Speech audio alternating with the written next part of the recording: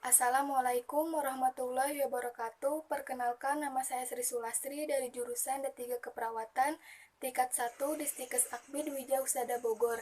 Di sini saya akan menjelaskan tentang sistem perkemihan. Baik, langsung saja. Jadi, sistem perkemihan itu merupakan salah satu sistem yang tidak kalah pentingnya dalam tubuh manusia.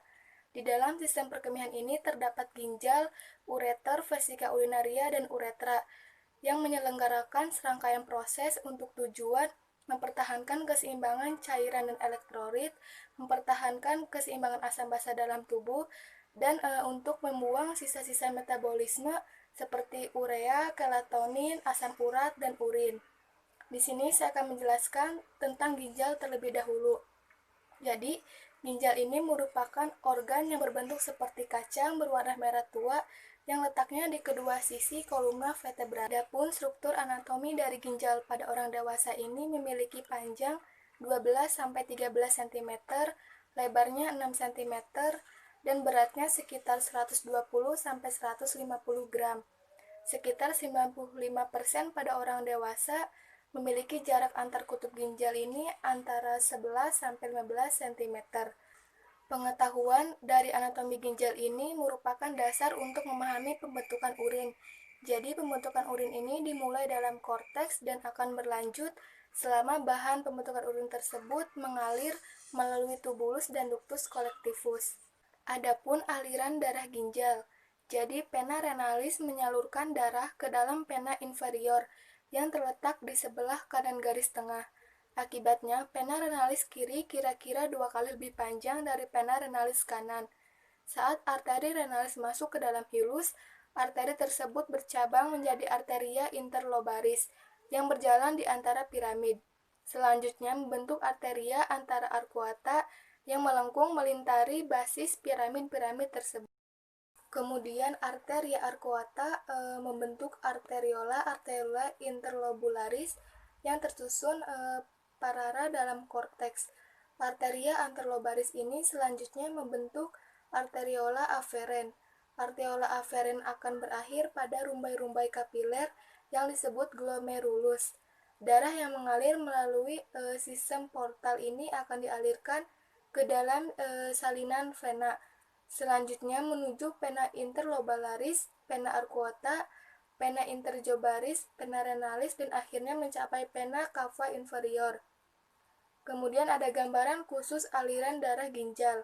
Ginjal ini dilalui oleh sekitar 1.200 ml darah per menit, suatu volume yang sama dengan 20-25% curah jantung. Lebih dari 90% darah yang masuk ke ginjal berada pada korteks, sedangkan sisanya dialirkan melalui medula. Selanjutnya ada struktur mikroskopik ginjal. Yang pertama ada nefron.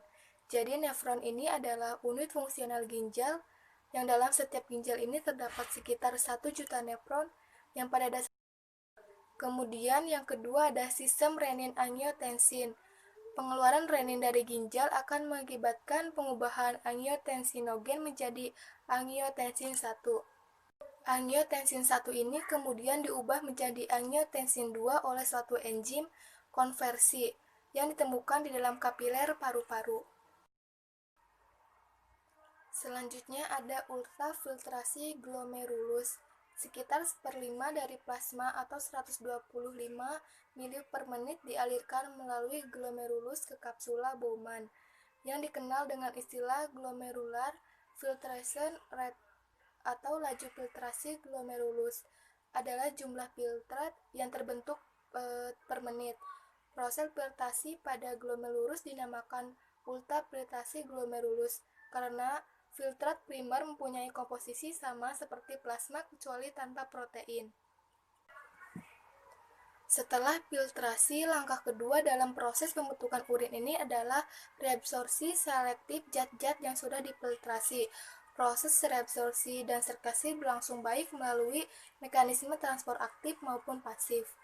Selanjutnya organ yang kedua yaitu ureter. Jadi ureter ini merupakan perpanjangan tubular berpasangan dan berotot dari valvus ginjal yang merentang sampai ke kandung kemih. Setiap ureter panjangnya 25-30 cm atau 10-12 inci dan berdiameter 4-6 mm.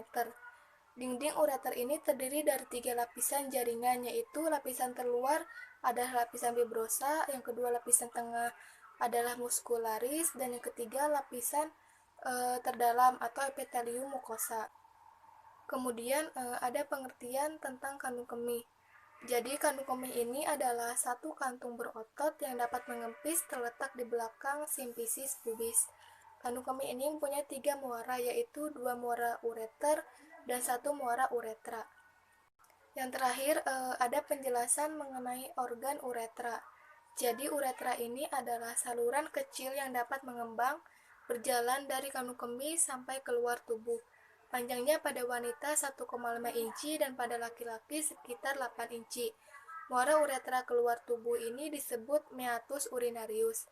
Pada laki-laki, kelenjar prostat yang terletak tepat di bawah leher kandung kemih mengelilingi uretra di sebelah posterior dan lateral. Pada pria terdiri dari uretra prostatia yang dikelilingi oleh kelenjar prostat, dan yang kedua uretra membranosa adalah bagian yang berdinding tipis dan dikelilingi oleh otot rangka sphincter uretra eksterna. Adapun yang terakhir yaitu uretra cavernosa. Uretra ini merupakan bagian yang menerima duktus kelenjar bulbouretra dan merentang sampai orifisium uretra eksterna pada ujung penis. Sekian penjelasan sistem perkemihan dari saya, kurang lebihnya mohon maaf. Wabillahi taufiq wal hidayah. Wassalamualaikum warahmatullahi wabarakatuh.